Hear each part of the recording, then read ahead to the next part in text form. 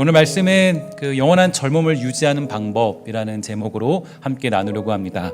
여러분들의 귀가 좀 솔깃해질 텐데요. 이 젊음을 유지하는 법, 또 젊음을 영원히 가지게 되는 법은 우리에게 굉장히 큰 연구 대상인 것 같습니다.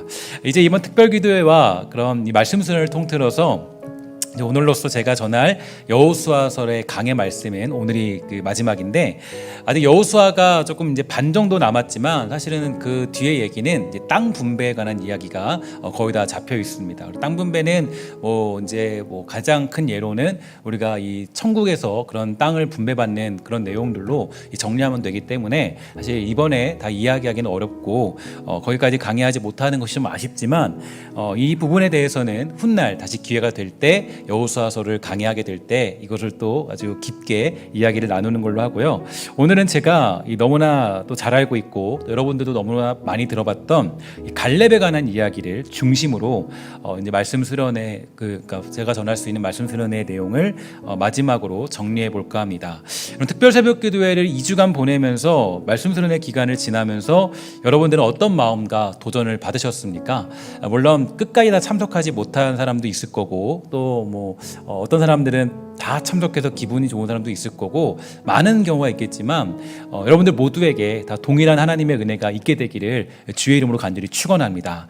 특별히 교육부서도 알아보니까 이제 많은 또 친구들이 또 굉장히 그 2주 동안 저는 사실 그 여유를 줬거든요. 10일 정도 참석하면 이제 선물을 주겠다 이렇게 줬는데 유소년부 친구들 중에서도 보니까 하루도 빠짐없이 참석한 친구들이 있더라고요. 대단한 모습이에요. 그래서 되게 도전받아서 정말 멋있다, 대단하다, 잘했다 그런 친구들이 있어서 정말 다음 주에는 그 친구들을 아주 이제 크게 치하하고 또 아주 힘을 실어주려고 합니다. 너무 멋지지 않습니까? 그 새벽에 일어나서 주님께 예배하는 것 자체가 너무 힘든데 그렇게 하는 자체가 대단한 것 같아요. 그래서 많은 사람들이 아마 이 마음 어떤 하나님이 주시는 도전 또 주시는 메시지들을 받았을 거라고 생각합니다. 사실 여러분들도 하나님의 은혜와 깨닫게 하시는 성령의 도우심이 있었겠지만 사실 누구보다 은혜를 누리고 깨닫게 된 것은 아마도 이 제가 아닐까 그런 생각을 해봅니다.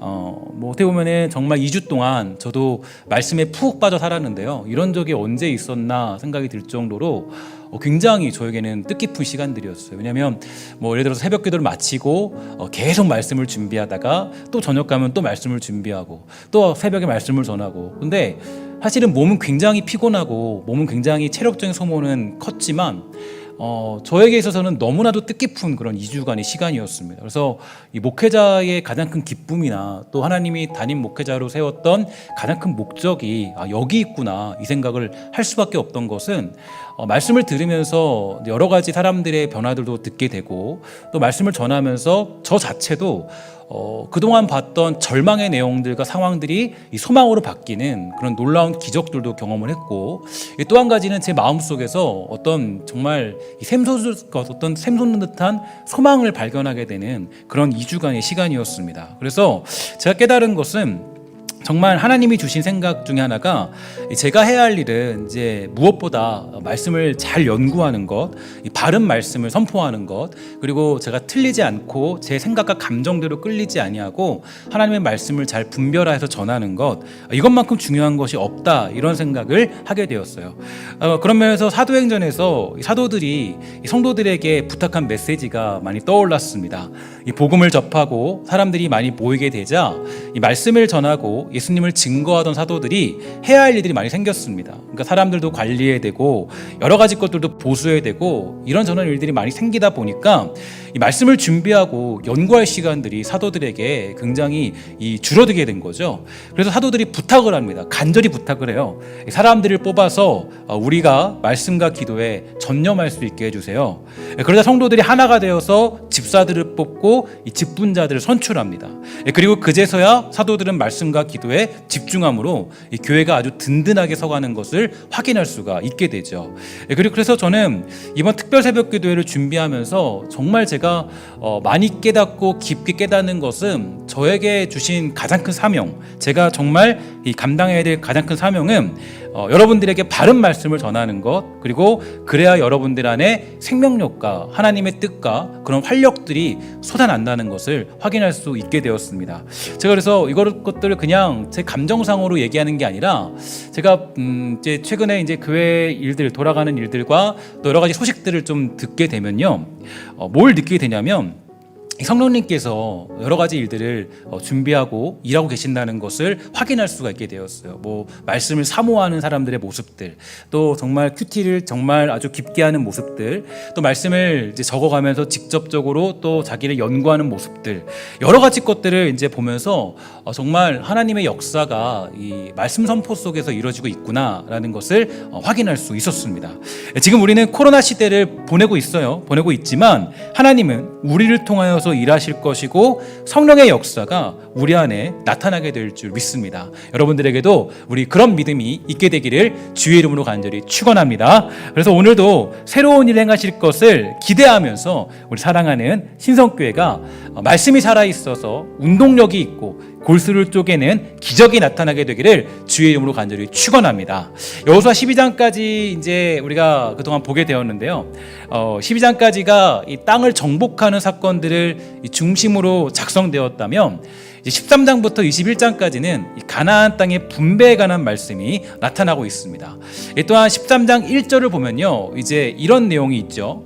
여호수아가 나이가 많아 늙으며 여호와께서 그에게 이르시되 너는 나이가 많아 늙었고 얻을 땅이 매우 남아있도다, 이렇게 되어 있습니다. 그러니까 이게 여호수아가 이제 드디어 나이가 많이 늙었다, 이렇게 이야기를 하고 있는 거죠. 갈렙이 85세가 되었습니다. 그러니까 아마도 이 여호수아는 90세 이상 정도 되었을 것이라고 추측이 됩니다. 그렇지만 아직까지 이 정복해야 될 땅이 많이 남아 있었죠. 그때까지도 정복 사업을 다 마치지 못한 상황이기 때문에 여호수아는 이 땅을 미리 분배해 두었습니다. 미리 분배한 다음에 계속적으로 싸움으로써 그 땅을 얻도록 그렇게 명령을 하게 되었는데, 어떻게 이 땅을 미리 분배할 수 있었을까요? 아직 차지하지 않은 땅인데도 불구하고 그 땅을 미리 분배할 수 있었던 이유가 있습니다. 그 이유가 뭐냐면 이미 1장에서 보면 하나님은 여호수아에게 다음과 같은 약속을 하셨기 때문이죠. 3절과 4절인데요. 우리 한번 기억하면서 함께 다 같이 읽도록 하겠습니다. 시작. 내가 모세에게 말한 바와 같이 너희 발바닥으로 밟는 곳은 모두 내가 너희에게 주었노니 곧 광야에 이 레바논에서부터 큰 강 곧 유브라데 강까지 해쪽 속의 온 땅과 또 해지는 쪽 대해까지 너희의 영토가 되리라. 아멘. 여호수아가 이렇게 아직 차지하지 못했지만 이 땅을 분배하게 된 이유는요, 바로 하나님의 약속만을 바라보게 되었고 그 언약을 지키시는 하나님을 온전히 신뢰하는 믿음이 있었기 때문입니다. 그래서 이 여호수아는 아직 이루어지지 않았지만 그 일이 이루어질 것을 확신하는 마음으로 그 땅을 분배하게 되었죠. 이렇게 땅을 분배하는 모습들을 살펴보면서 저는 그 하나님 나라에 대한 개념을 정확하게 정리할 수 있었습니다. 사실 하나님 나라에 대한 개념에 대해서 제가 이제 신학적으로는 배웠지만 이게 이제 제 마음속으로 확실히 이해가진 않았는데 그 여호수아가 땅을 분배하는 모습을 통해 확연히 이해가 된 것이 있는데요. 하나님 나라에 대한 개념이 있어요. 어떤 개념이냐면 하나님 나라는 이미와 아직이라는 사이에 있다, 이렇게 얘기한 걸 들으셨죠? 그러니까 이미 하나님 나라가 임했고 아직 임하지 않았다, 이렇게 얘기하는 것을 우리가 많이 들어봤을 거예요. 그러니까 제가 사실은 그게 좀 이해가 안 갔어요. 그러니까 그냥 신학적으로는 알고 있었고 공부는 했지만 이게 확실하게 개념이 이해가지 않았는데 이 여호수아가 땅을 분배하는 모습을 보면서 이해가 가게 됩니다. 그러니까 어떻게 이해가 갔냐면 여호수아가 아직 땅을 차지하지 않았지만 아직 몰아낼 곳이 많이 있지만 하나님이 주실 약속, 그 하나님의 언약을 믿고 이미 그들에게 땅을 분배했던 그 모습이 바로 어떤 걸 상징하냐면 하나님의 나라가 이미 임했고 아직 임하지 않았다라는 그 개념과 동일하게 사용된다라는 것을 알 수가 있었습니다. 그러니까 하나님이 주실 것이 확실하기 때문에 이 미리 땅 분배를 해놓은 여호수아처럼 우리들도 이미 하나님의 나라는 임했고 그 땅은 반드시 하나님의 나라가 될 것이라는 확신을 가지고 사는 것, 그게 하나님 나라를 믿는 백성들이 가져야 될 믿음이 되는 거죠. 바로 그렇게 할 때 우리는 자신 있게 이 땅에서 이 천국 백성으로 살아갈 수가 있다라는 거예요. 여호수아 13장부터 21장까지는요, 이 정복한 땅을 분배하는 사건을 다루고 있습니다. 13장 1절부터 이 7절까지는 이 분배 서론격에 해당하는 말씀이 나오는데, 이 정복하지 못한 지역을 쭉 묘사하게 된 거죠. 그리고 13장 8절 이하에서 이 정복한 요단 동편 땅을 분배하는 상황이 묘사되는데요. 이제 14장으로 넘어와서 요단 서편의 땅 분배에 대해서 언급하게 됩니다. 그런데 좀 재밌고 놀라운 기술 방법이 있어요. 어떤 거냐면 이 14장 전체가 유다 지파의 갈렙 한 사람에게만 집중되고 있다는 겁니다. 그러니까 땅 분배를 얘기하는데 이 갈렙에게만 집중되고 있어요. 여기는 많은 이유가 있습니다. 여러 가지 이유를 찾아볼 수 있는데요. 사실 갈렙은 이 완전한 승리의 모델이 되기 때문이에요. 일단 왜냐하면 다른 지파들을 보면요, 다른 지파들은 땅을 차지하기 위해서 가나안 족속과 싸우고 그들을 몰아내긴 하지만 그들을 다 몰아내지 못합니다. 그러니까 다른 지파들은요, 그 땅을 차지할 때 여지를 남겨둬요. 그러니까 진멸하라고 했고 다 몰아내라고 했지만 그 사람들을 남겨두는 거예요. 그래서 그들에게 오히려 문화에 이끌려서 유혹을 당할 여지와 여러 가지 문제들을 남겨두었습니다. 하지만 갈렙은 달라요. 갈렙은요, 그 땅을 차지하는데 그 모든 민족들을 다 몰아내요. 가나안 땅 중에서 헤브론 땅, 그가 차지하는 그 땅만을 완전히 차지한 사람은 갈렙밖에 없어요. 갈렙이 14장에 등장한 이유는 완전한 승리, 그러니까 그가 완벽하게 승리했다는 것을 묘사해주고 있고, 이것을 통하여서 우리가 예수 그리스도의 모형을 확인할 수가 있게 되는 거죠. 여호수아 14장 13절에서 15절 말씀이에요. 이렇게 되어 있어요. 여호수아가 여분네 아들 갈렙을 위하여 축복하고 헤브론을 그에게 주어 기업을 삼게 하매 헤브론이 그니스 사람 여분네의 아들 갈렙의 기업이 되어 오늘까지 이르렀으니 이는 그가 이스라엘 하나님 여호와를 온전히 쫓았습니다. 헤브론의 옛 이름은 아르바라. 아르바는 아낙 사람 가운데에서 가장 큰 사람이었더라. 그리고 그 땅에 전쟁이 그쳤더라. 아멘. 이렇게 되어 있어요. 그러니까 이 갈렙은요, 완전히 완벽하게 그 땅에서 전쟁을 그치게 만들었던 유일한 한 사람이 갈렙이었다는 겁니다. 여러분, 그 땅이 과연 뭐 그렇게 쉬운 땅이었냐? 아니라는 것을 잘 알 수 있죠. 헤브론은 어떤 곳입니까? 일단은 사실 지형적으로 봐도요, 그 땅은 차지하기 힘든 땅인 것은 분명합니다. 더군다나 그곳은 이 장대한 아낙 자손들이 살고 있었어요. 그러니까 이 아낙 자손들은 이제 그 누구로 생각하면 되면요, 이 다윗이 싸웠던 골리앗이 엄청 컸잖아요. 그러니까 아낙 자손들이 이 골리앗의 선조들이에요. 그러니까 엄청나게 대단한 사람들이 거기에 있는 곳입니다. 근데 85세나 된 갈렙이 그 땅을 취하기로 하였고, 그 땅에 있는 모든 가나안 족속들을 몰아내고 그곳을 차지하게 된 것입니다. 사실 여러분, 개인적으로 이런 갈렙의 모습은요, 우리에게 굉장히 많은 도전을 주죠. 많은 경우에 우리는 그 나이가 들고 어느 정도 연륜이 차면요, 우리가 힘든 일은 기피하게 되고 젊은 사람들이 해야지 그런 생각을 많이 하게 되는 겁니다. 물론 물러날 때 물러나야 하는 자리도 있겠죠. 하지만 중요한 것이 있습니다. 중요한 것은요, 청년 정신을 잃어버리면 안 돼요. 여러분, 그 여호수아서에 나중에 제가 얘기했지만 여호수아서가 우리에게 주는 굉장히 중요한 태도가 있는데, 그 태도는 우리가 그 청년 정신을 잃어버리는 것에서 굉장히 경계합니다. 그래서 이 청년 정신을 잃어버리는 것은요, 우리 그리스도인에게 너무 큰 문제라는 거예요. 그래서 여러분, 갈렙이 85세의 늙은이가 아니라 85세의 청년과 같은 그런 사람입니다. 제가 아까 말씀드리지만 성경이 말하는 이 늙은이는 이 나이가 많은 사람을 가리키지 않습니다. 나이가 많은 사람을 향하여서 늙다로 얘기하지 않아요. 물론 육체적으로 늙은 건 어쩔 수 없겠죠. 그러나 성경이 지지하는 늙었다라는 표현은 그게 아니라 바로 꿈이 없다, 의욕이 없다, 할 일을 하지 않았다, 사명 감당하지 않았다, 청년 정신이 사라졌다, 이것을 의미합니다. 그러니까 젊다라고 했을 때는요, 그는 나이가 아니라 꿈이 있다라는 걸 말하고 도전 정신, 청년 정신이 살아있는 믿음의 사람이라는 것을 의미합니다. 그러므로 이 교회는 충분히 언제나 어떤 상황에도요, 젊은 교회가 될 수 있어요. 그럼 최근 여러분들이 가장 걱정하는 것들이 뭐가 있냐면 교회의 다음 세대가 점점 줄어들고 있다라는 거예요. 근데 이거는 뭐 우리 교회뿐 아니라 모든 교회들이 다 맞이해야 될 상황이에요. 이거는 우리가 이제 앞으로 인류적으로 어쩔 수 없는 상황들. 여러분 인구가 줄고 있는데 교회가 어떻게 무슨 수로 젊음이 또 있고 살아납니까? 사실은 이거는 우리가 이 여러 가지 것들에 대해서 발을 동동거리며 걱정을 하고 있는데요.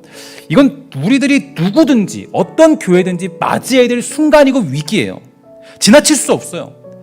여러 가지 상황들이 다음 세대가 교회에 자리 잡을 수 없는 조건을 가지고 있기 때문에 당연히 다음 세대 부족 현상은 찾아올 수밖에 없습니다. 이건 피할 수 없는 정해진 길이에요. 그러면 어떻게 해야 될까요? 우리가 젊어지면 되죠. 우리가 꿈을 가지고 그 자리를 지키고 그 시간을 충실하면 하나님은 반드시 우리에게 기회를 주시고 다시 다음 세대가 세워지는 기적을 하나님은 일으키는 분이세요. 우리가 지레 겁먹고 포기할 필요가 없다라는 거예요. 여호수아의 특징이 있습니다. 여호수아의 특징은요, 두 세대가 그냥 역사 속으로 사라진다라는 거예요. 뭐 모세가 사라졌죠. 모세 세대가 사라졌어요. 모세는 죽었다 이렇게 얘기해요. 야, 모세가 죽었으니까 너 이제 여호수아 일어나서 너 이제 그 일을 감당해 이렇게 얘기를 해요. 열심히 일했던 저임자 모세, 그에게 서운한 만큼 하나님은 여호수아를 격려하고 위로하고 하나님의 뜻과 일하심을 주면서 그에게 비전을 주십니다. 그렇게 사람은 사라지고 시대는 바뀌어도요, 하나님의 뜻은 계속적으로 이어지고 있는 거예요. 여러분, 근데 13장에도 뭐라 그래요? 여호수아가 뭐라 그랬어요? 이제는 늙었다라고 얘기해요. 늙었다 그래요. 모세도 사라지고 여호수아도 사라지는 그런 시대를 보여주는 게 여호수아서예요. 그러니까 그도 나이가 많아졌고 이제 사라진 시대입니다. 하지만 여호수아가 여기서 멈추지 않았고 가나안 땅 정복을 위해서 모든 힘을 기울였고 계획과 여러 가지 일들을 세워가면서 그 일들을 추진했다라는 거예요. 여러분, 이게 뭐예요? 우리가 믿음 안에 있는 청년 전신이에요. 그러니까 여러분, 나이가 들어도 여전히 청년 같은 분들이 있어요. 만나면요, 그걸 만나면 꿈이 있어요. 나이가 있어도요, 비전이 있어요. 하나님의 일을 감당하는 사명이 있어요.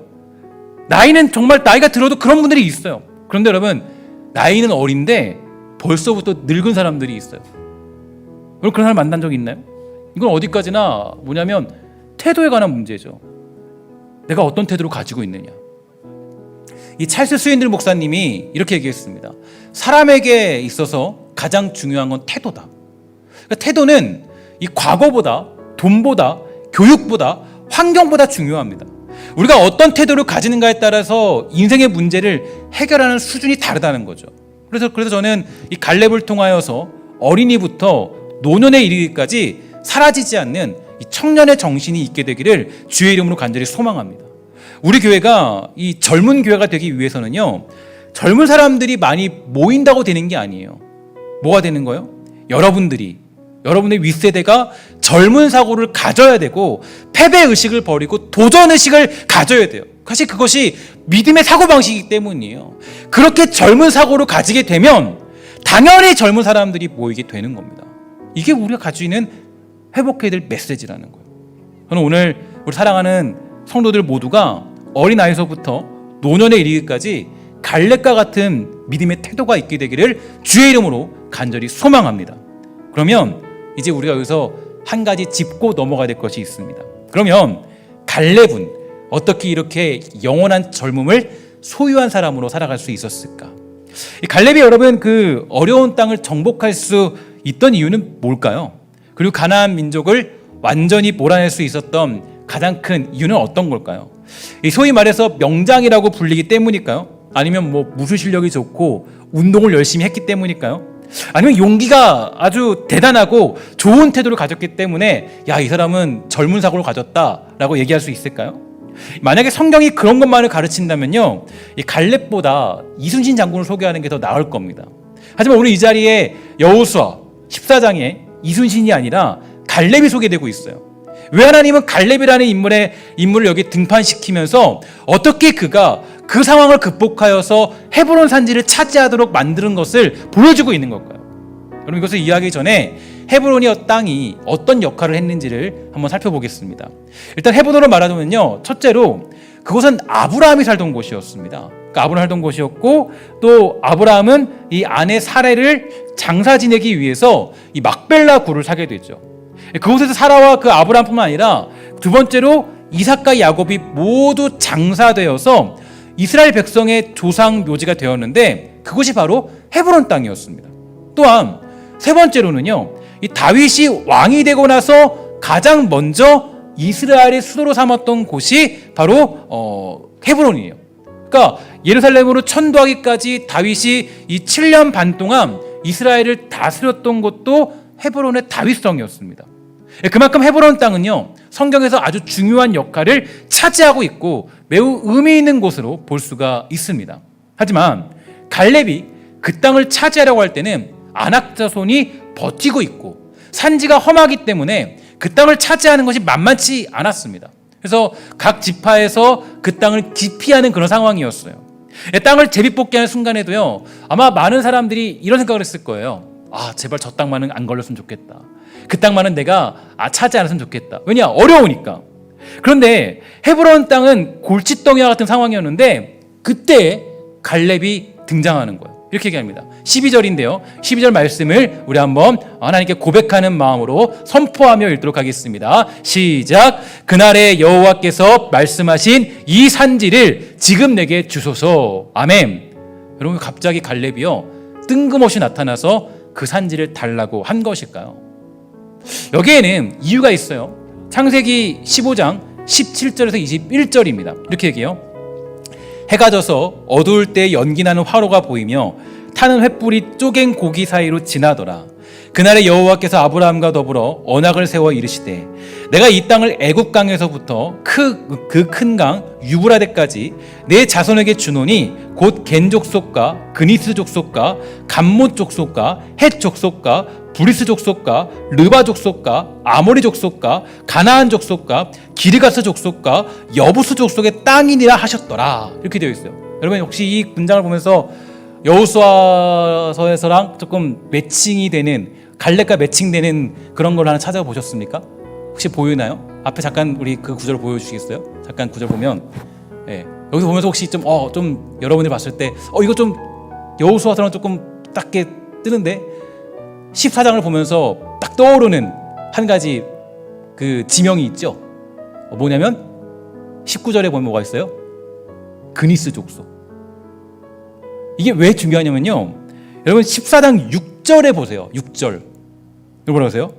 그때 유다 자손이 길갈에 있는 여호수아에게 나오고, 누구예요? 그니스 사람 여분네 아들 갈렙이 여호수아에게 말했대요. 여러분 보면 갈렙이 아까 어떤 지파로 나왔어요? 원래 무슨 지파예요? 유다 지파죠. 근데 놀라운 건 사실 갈렙은요, 어디 자손이에요? 그니스 사람이에요. 그니스 족속의 자손이에요. 그러니까 이런 모습을 통해서 우리가 조금 팁을 알 수 있는 건 예수님의 그림자를 살펴볼 수 있습니다. 그러니까 예수님은 이 정통적인 유대 혈통으로 이 땅에 오지 않으셨고, 이방 여인 롯을 통해서 그리고 여러 종류의 사람을 통해서 이 땅에 찾아오셨죠. 그러니까 마치 이방 민족이었던 갈렙이 유다 지파의 대표가 된 것처럼 그렇게 찾아오십니다. 그리고 이것은, 이 구원이라는 것은 혈통이나 신분을 따라서 이루어지는 것이 아니라 믿음을 따라 이루어지는 것임을 암시하기도 하는 그런 내용입니다. 그런데 지금 그러한 갈렙이 산지를 요구하고 있어요. 그 산지는 어떤 곳입니까? 당연히 헤브론 땅이지만 12절에 보면 이렇게 얘기해요. 그날에 여호와께서 말씀하셨다라고 얘기해요. 근데 어떤 일이 있었냐 볼게요. 창세기 13장 14절에서 18절이에요. 한번 잘 보세요. 롯이 아브라함을 떠난 후에 여호와께서 아브라함에게 이르시되 너는 눈을 들어 너희 있는 쪽에서 북쪽과 남쪽 그리고 동쪽과 서쪽을 바라보라. 보이는 땅을 내가 너와 내 자손에게 주리니 영원히 이르리라. 내가 내 자손의 땅에 티끌 같게 하리니 사람이 땅에 티끌을 능히 셀 수 있을진데 내 자손도 세리라. 너는 일어나 그 땅을 종과 횡으로 두루 다녀보라. 내가 그것을 내게 주리라. 이에 아브라함이 장막을 옮겨 헤브론에 있는 마므레 상수리 수풀에 이르러 거주하며 거기서 여호와를 위하여 제단을 쌓았더라. 아멘. 이렇게 되어 있어요.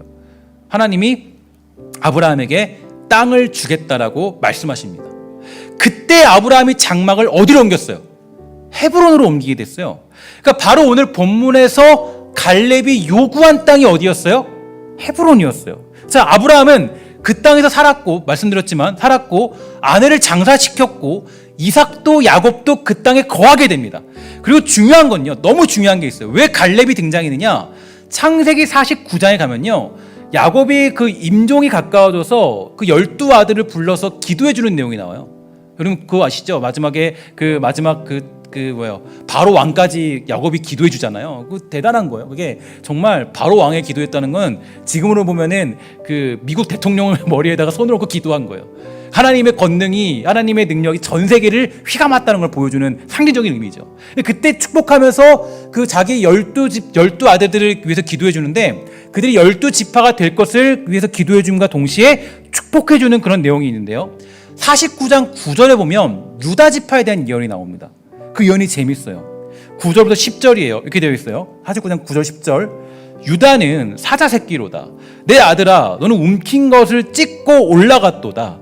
그가 엎드리고 웅크림이 숫사자 같고 암사자 같으니 누가 그를 범할 수 있으랴. 규가 유다를 떠나지 아니하며 통치자의 지팡이가 그 발 사이에 떠나지 아니하기를 실로가 오시기까지 이르니 그에게 모든 백성이 복종하리로다. 아멘.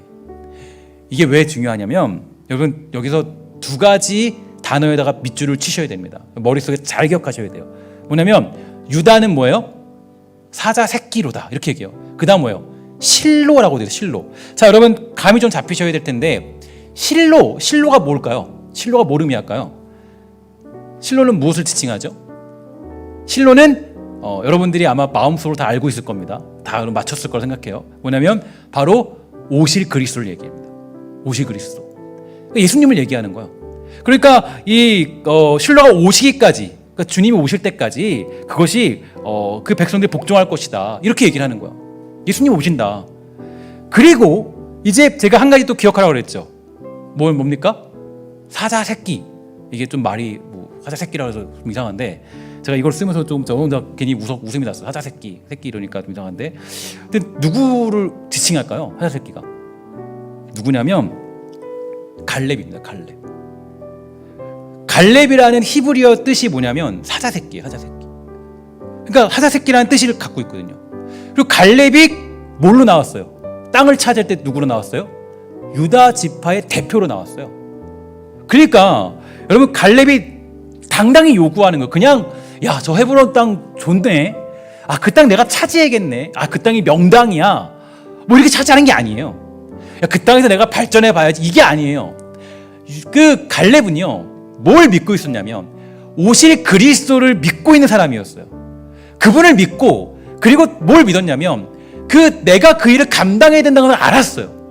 그 자리에서 자기가 그 땅을 차지함으로 말미암아 그 땅에서 내가 정말 그 언약의 약속을 이루어야 한다는 사명을 가지고 그 땅을 차지하게 된 거예요. 그러니까 그가 얘기하는 거예요. 헤브론 산지는 제가 가겠습니다. 제가 차지하겠습니다. 하나님이 지금까지 제 생명을 생존케 하신 이유, 이 전쟁 중에서도 여러 가지 상황 속에서 나를 생존케 하신 유일한 이유는, 그 목적은 바로 지금 그 일을 제가 시행토록 하시기 위해서 제 생명을 보존케 하신 줄 믿습니다. 이 고백이 뭐냐면 제가 이 산지를 차지하겠습니다는 고백이라는 거예요. 그러니까 여러분 우리가 이 갈렙을 보면서 그냥 그가 젊은 사고를 가졌다, 그냥 청년 정신을 가졌다, 여기서 끝나면요, 이거는 그냥 긍정적인 사고를 가져라, 똑같은 거예요.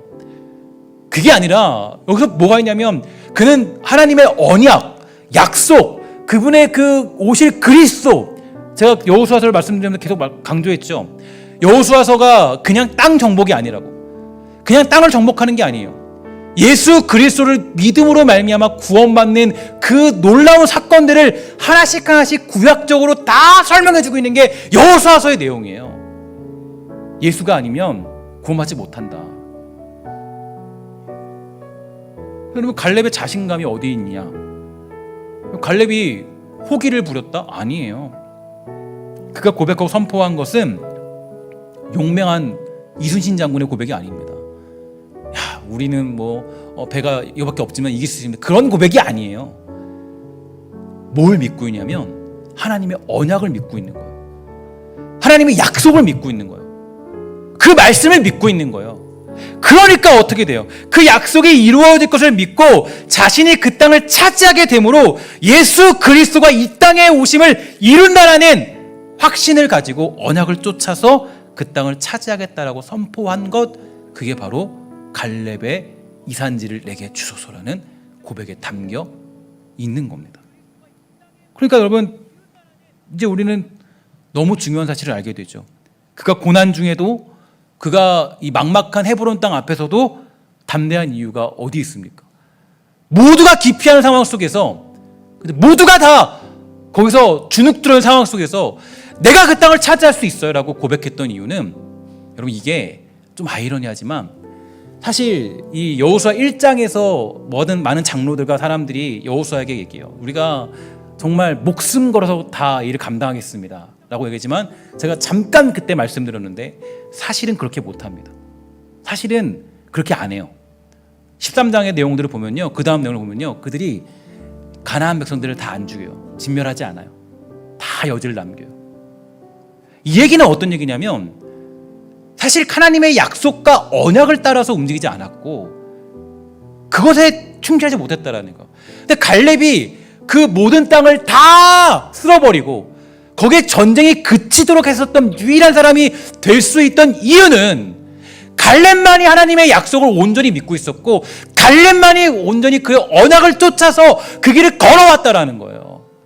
그러니까 그가 이때에도 85세가 된 상황 속에서도, 그가 육체는 늙었을지라도 여전히 젊은 사고를 가지고, 청년의 사고를 가지고, 늙지 않은 사고를 가지고 그 길을 감당할 수 있었다는 것을 확인할 수 있습니다.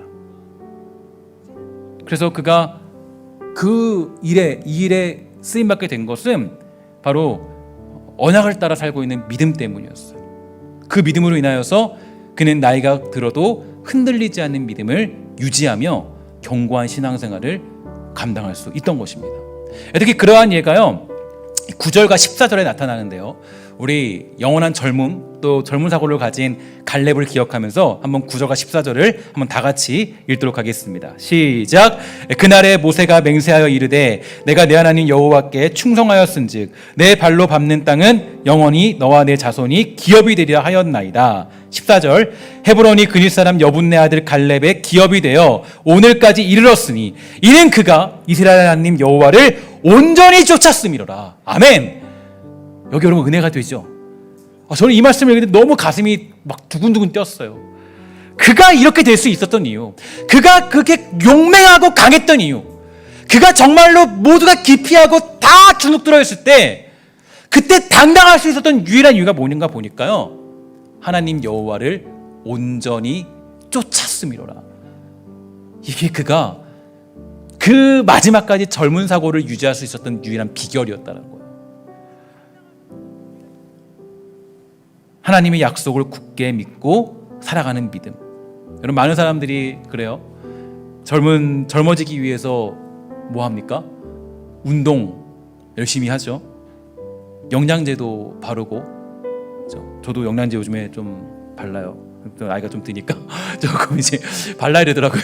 또 여기 앞에 설레면 또 이제 좀 뽀해, 이제 우리 성도님들 좋아하시더라고요. 좀. 그래서 일부러 팩도 좀 하고 좀 그래요.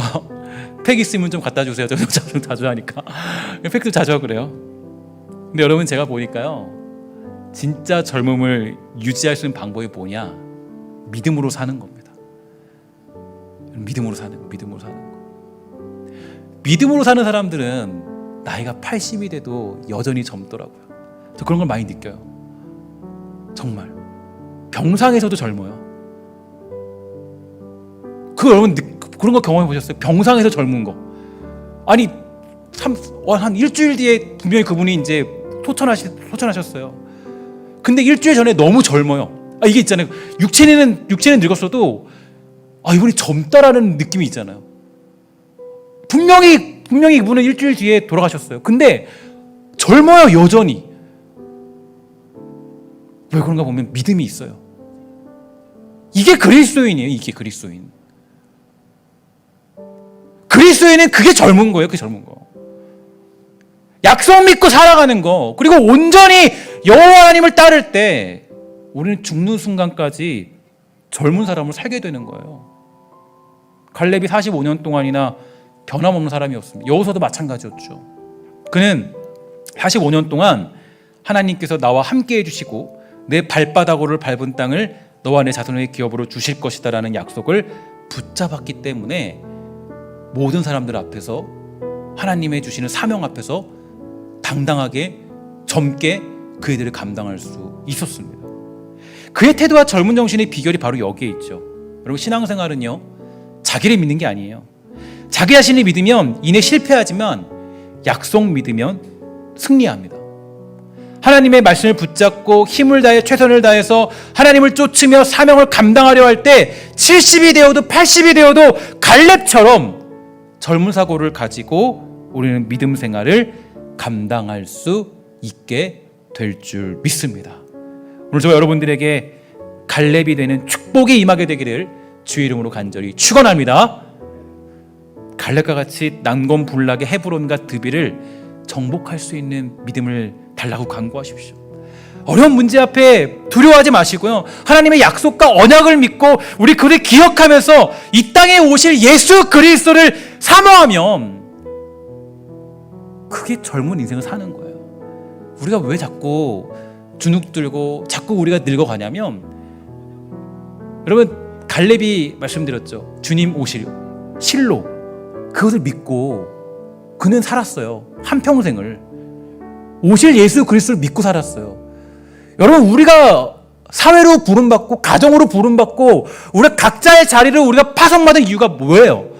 거기서 뭐 그냥 돈 잘 벌고 가정 끓이고 그냥 살려고 주신 거 아니에요.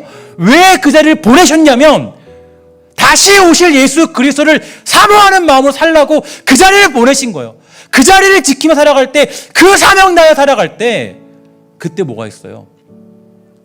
끊이지 않은 젊음을 가지고 영원한 젊음으로 사명자의 인생으로 살아갈 수 있게 되고, 갈렙처럼 헤브론 땅도 드빌도 무섭지 않은 강한 용기와 담대함이 생기게 되는 것입니다.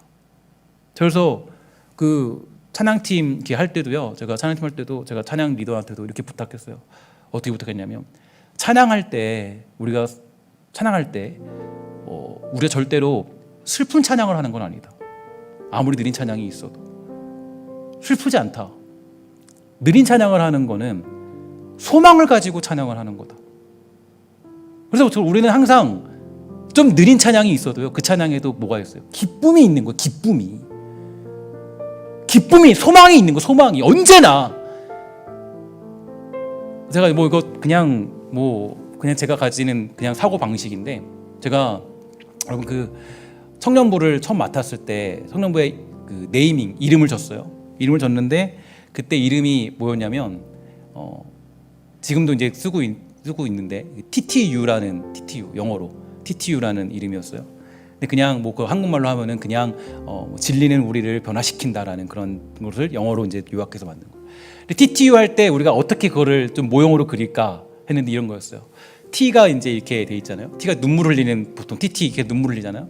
거기에 이제 U자를 아래 붙였어요. 그러면 눈물을 흘리지만 우리가 정말 소망을 담아서 살아가는 인생, 그게 우리들의 인생이에요. 고통당하고 아픔이 있어요. 성도로서의 어려움이 있어요. 삶을 살아갈 때 여러 가지 여러분들이 당하는 많은 시련들이 있어요. 하지만 우리는 그 앞에서 당당하게 소망을 품고 선포할 수 있고, 내가 그 땅을 차지할 수 있음이라고 이야기할 수 있는 이유는 어디에 있느냐? 바로 그거는 예수 그리스도의 다시 오심을 믿고 있는 사람, 그 약속을 믿고 있는 사람만이 누리는 유일한 젊음이고 유일한 비결이 되는 거예요. 예수가 다시 오심을 믿지 못하면, 야, 인생이 왜 이렇게 꼬인 거야?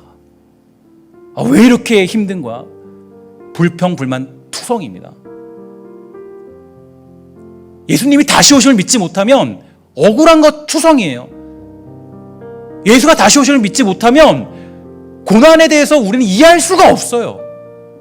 그러나 예수님이 다시 오심을 믿고 있으면 어떤 고난이 찾아와도 젊은 정신으로, 개척의 정신으로 그것들을 극복하고 소망을 품고 달려갈 수가 있겠다라는 거죠. 여러분 우리가 신성교회가 40년 가까이 되지 않았습니까? 저는 정말 이 마치 갈렙이 오랜 시간 기다렸잖아요. 근데 저는 오랜 시간 기다렸던 갈렙의 모습이 비슷해요. 우리가 그런 모습이었으면 좋겠어요. 정말 하나님, 여러분들 지금 우리들의 고백이 어떤 고백입니까? 우리 40년 지났으니까요. 우리는 이렇게 그냥 살래요. 이거는 갈렙 정신이 아니에요. 주님이 지금 주신 땅 우리가 차지할 수 있어요. 주님의 약속, 주님 아직 안 오셨잖아요, 그죠? 주님 다시 오실 걸 우리 믿고 있잖아요. 그 믿음 아닙니까? 그 믿음 없으면 우리 안 돼요. 주님 다시 오실 믿음. 그 당시에는, 구약 시대에는 주님이 아직 오지 않으셨기 때문에 주님 오실 믿음을 갖고 있었지만 우리는 여기 뭘 붙여요? 다시 오실 주님을 믿고 살아가는 거예요. 근데 우리의 멈춤이 어디 있습니까? 주님 아직 안 오셨는데 멈추는 거 없어요. 우리는 주님 오시는 그날까지, 그래서 바울이 뭐라 그래요? 내가 전제와 같이 되었다. 그때까지 가는 거예요. 그때까지. 그게 젊음을 유지하는 사람들의 모습이에요. 젊은 사람들은 멈추지 않잖아요. 그냥 달려가잖아요. 그건 우리 가야 될 길이에요. 갈렙이 그 모습을 보여주고 있는 겁니다. 저는 그래서 이거를 그냥 갈렙만 그랬느냐, 여기서 또 멈추면 안 됩니다. 그럼 갈렙 당신만 좀 뛰어난 거잖아 얘기할 수 있잖아요. 마지막으로 제가 예를 들고 싶은 사람이 누구냐면 여호수아입니다. 여러분 이게 여호수아를 보면요 너무 재미있어요. 여호수아를 보면서 제가 너무 놀란 게 있어요. 제가 이번에 여호수아서를 묵상하면서 여러분 그래서 이런 기회를 좀 저에게 많이 주셔야 돼요. 왜냐하면 제가 설교를 준비하면서 너무 제가 은혜를 받고 여러분들에게 깨닫는 게 너무 많아요. 그동안 여호수아서를 묵상하면서요 제가 보지 못했던 거를 너무 깊이 많이 봤어요. 너무 놀라운 장면이 하나 있어요. 뭐냐면 나중에 여호수아가요 이제 여호수아도 땅을 분배받잖아요. 분배받는데 여호수아는 그 땅을 요구하는 땅이 있습니다. 어딘지 혹시 들어보신 적 있어요? 여러분 그 여호수아가 어떤 땅을 차지했는지 아무도 모를 거예요. 아마 여기서 대부분. 근데 여호수아가 어떤 땅을 왜냐면 우리가 듣지도 못했던 땅이에요. 한 번도. 제가 보면서 너무 놀라운 게 이 땅을 제가 찾아봤어요. 무슨 땅이냐? 딥낫세라라는 땅이에요. 딥낫세라. 제 아내 이름이 세라인데 갑자기 딥낫세라라는 땅이에요. 근데 이 세라라는 땅을 원해요. 근데 여러분 이 땅이요 한 번도 등장하지 않습니다. 그 전에 이 땅이 어떤 걸 의미하느냐, 여호수아 19장 50절 이렇게 되어 있어요. 곧 여호와의 명령대로 여호수아가 요구한 성읍 에브라임 산지 딥낫세라를 주매 여호수아가 그 성읍을 건설하고 거기 거주하였더라 이렇게 되어 있어요. 근데 이 딥낫세라라는 땅이 왜 우리가 놀라운 땅이냐면 여호수아가 갈렙과 똑같은 모습을 보였다는 걸 알 수 있는데, 왜냐? 딥낫세라는 당시에 제가 찾아보니까 당시에 사람이 거주할 수 없는 땅이라 그래요. 당시에 알려지지도 않은 성읍이었고 아주 황무한 상태, 아주 황무지의 땅. 그러니까 아주 개척을 하지 않으면 절대로 살 수 없는 땅이 어떤 땅이냐면 딥낫세라는 땅이에요. 근데 여호수아가 누구예요? 여호수아가 지도자였잖아요. 근데 여호수아가 받은 땅이 뭐냐면 딥낫세라예요. 여호수아가 죽을 때까지 뭐 한 거예요? 그러니까 멈추지 않고 그냥 거기서 나는 이제 할 일 다 했다. 나는 뒤로 물러나서 나는 이제 아무것도 안 해야겠지. 그렇게 하지 않았다는 건 인생을. 나이가 들었어도 끝까지 갔어도 뭐 했냐면 딥낫세라라는 황무지의 땅을 개척하고 개간하면서 끝까지 주님 오실, 실로로 오실 그 주님을 기대하며 그 자리를 개척하며 그 자리를 아주 아름답게 만드는 그 중추적인 역할을 한 사람이 누구였냐면 여호수아였다는 거예요. 자, 그러면 우리가 결론을 낼 수 있죠. 딥낫세라를 개척했던 여호수아, 헤브론 산지를 달라 했던 갈렙, 이 사람들은 똑같은 사람들이에요. 똑같은 마음, 똑같이 정말 그 멈추지 않고 달리는 힘, 그 힘은 어디로부터 시작됐냐? 하나님 말씀을 굳건히 믿는 믿음으로부터 시작하게 된 겁니다. 너무 놀랍지 않아요? 저는 이거 보면서 너무 큰 비전을 얻었어요. 너무 큰 비전인 게 우리 정말 사랑하는 신성의 권속들이 저는 이 갈렙과 여호수아를 본받았으면 좋겠어요. 정말 우리 끝났다 이제 우리 이제 뭐 그만 여기까지, 그렇지 않아요. 우리는 주님 오실 때까지입니다. 주님 오실 때까지. 주님 오시는 그날까지 내 생명 다 들여서, 내 체력 다 들여서 주님 오실 그날까지. 그러면 목사님 너무 힘든데요? 체력 하나님이 주시고, 힘 주님 주시고, 재정 주님이 채워주시고, 우리의 삶을 주님이 만들어주시는 거예요. 우리 믿음이잖아요. 그게 우리가 살아가는 방법이에요. 그래서 저는 여호수아 갈렙을 보면서 여호수아서를 마지막으로 정리하면서 여러분들에게 부탁하고 축복하는 것은, 우리 사랑하는 신성의 권속들 모두가 멈추지 않는 청년 정신 같은 젊은 사고방식, 또 영원한 약속을 믿고 굳건하게 그 길을 달려갈 줄 아는 믿음이 있게 되기를 주의 이름으로 간절히 축원하고 부탁을 드리겠습니다. 그래서 우리 교회가, 저는 영원히 주님 오실 때까지 젊은 교회, 주님 오실 때까지 정말 충성했다, 잘했도다, 내 충성된 종아, 칭찬받는 그런 교회, 이런 교회가 되기를 주의 이름으로 간절히 축원하고 부탁을 드리겠습니다. 우리 21년도가 분명히 힘들 것입니다. 어려울 것입니다. 믿음생활을 지키는 것이 만만치 않을 겁니다. 그러나 여러분들이 갈렙이 되시고 여호수아가 되셔서 우리 저 헤브론 땅, 저 딥납세라 그 땅을 끝까지 차지할 줄 아는 믿음의 사람, 복된 성도, 열정의 사람, 청년의 사람이 되기를 주의 이름으로 간절히 축원합니다. 함께 시간에 찬양 한 장 하시고 우리 기도하도록 하겠습니다.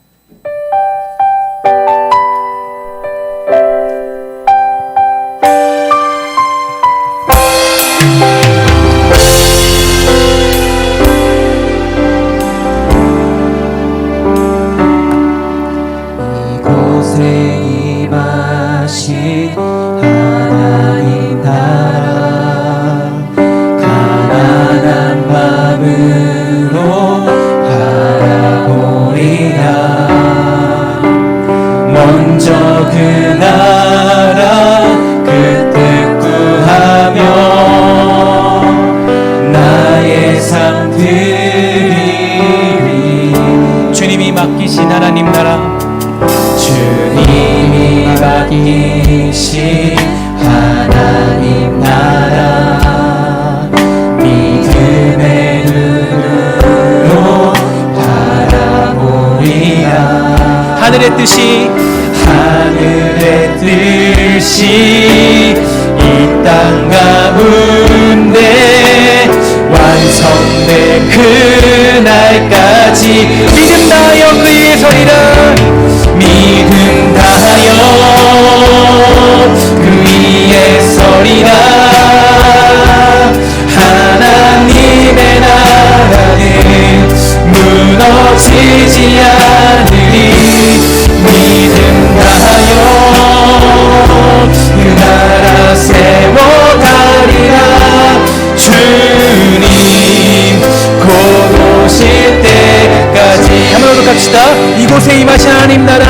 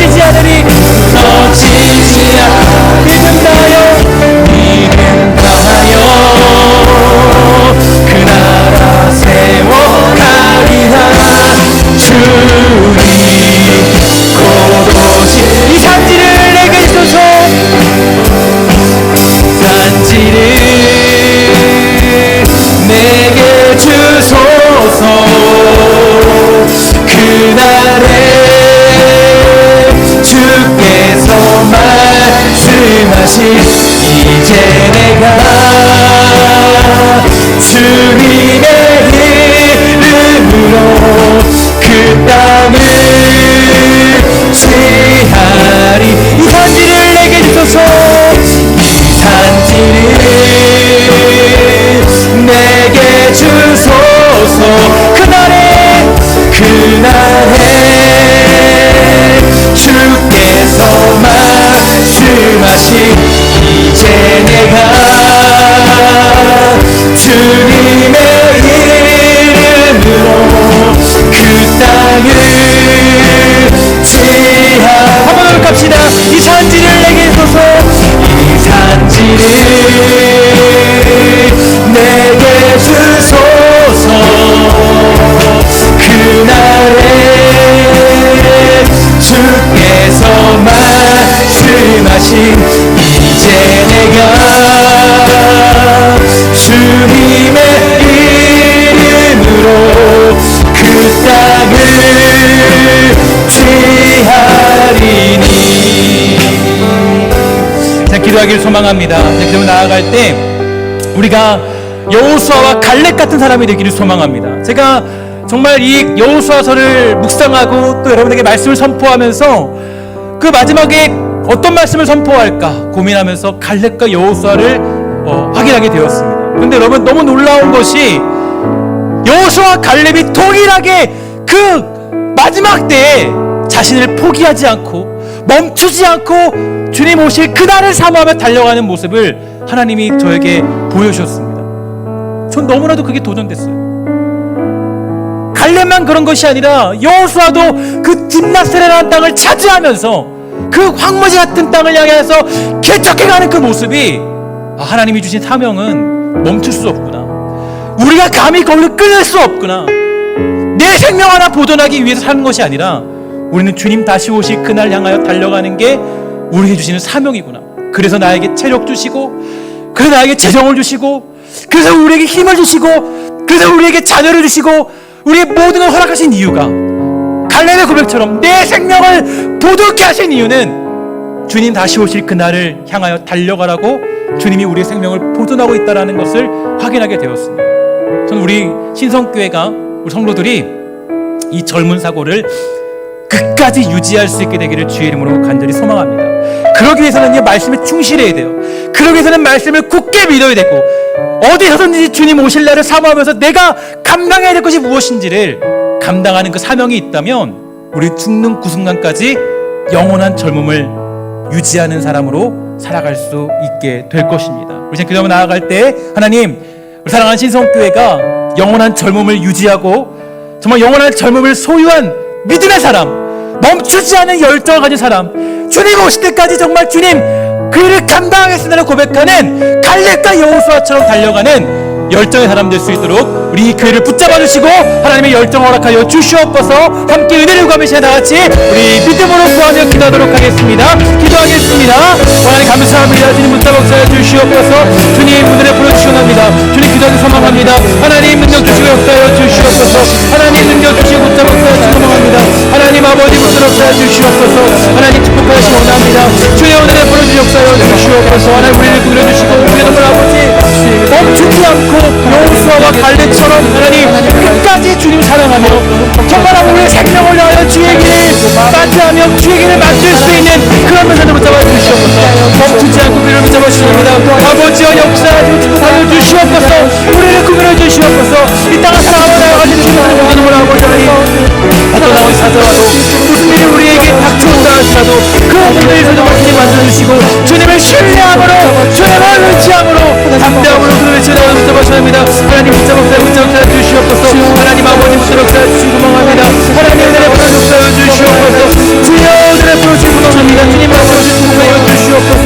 주님 붙잡아 주시옵소서. 하나님 아버지 붙잡아 주시옵소서. 주님 붙잡아 주시옵소서. 우리 간단하고 찬양합니다. 주님이 주신 땅으로 주신 땅으로 한 걸음씩 나아갈 때 한 걸음씩 우리 여호수아 말씀을 기억하면서 찬양합니다. 적들과 견고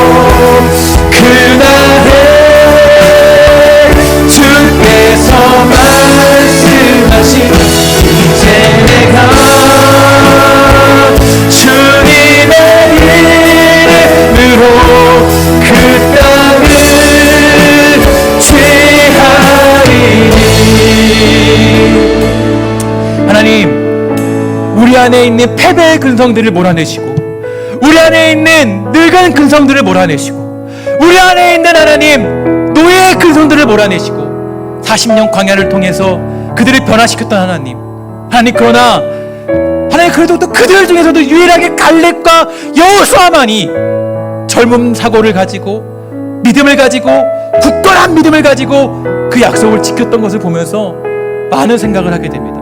우리 하나님 혹시라도 정말 어떤 상황 앞에서 주저하고 있는 사람입니까? 하나님 약속을 믿지 못하고 하나님 약속을 바라보지 못하고 흔들린 사람들이라면 하나님 우리를 다시 굳게 세워주셔서 갈렙처럼 하나님 내가 그때를 위해서 이때를 위해서 준비되었습니다. 이 어려운 상황 가운데 내가 믿음으로 지키기 위해서 내가 이때를 위해 준비되었습니다. 주님 다시 오실 날 사모하면서 내가 이때를 위해 준비된 백성입니다라고 고백할 줄 아는 믿음의 사람이 우리 신성의 권속들 되도록 허락하여 주시옵소서. 하나님 정말 간절히 소망합니다. 우리 주의 백성들이 정말 주의 말씀을 사모하도록 허락하여 주시고 그 말씀을 마음에 품어 그 말씀을 가지고 평생토록 살아가는 주의 사람 되도록 우리를 지켜주시고 축복하여 주시옵소서.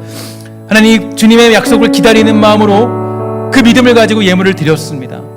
예물을 받아주시고 예물이 수 있는 곳곳마다 주님이 오실 길이 예비될 수 있는 복된 은혜가 나타날 수 있도록 허락하여 주시고 드리는 손길손길마다 주님께서 주시는 기업들을 차지하는 축복들도 허락하여 주시옵소서.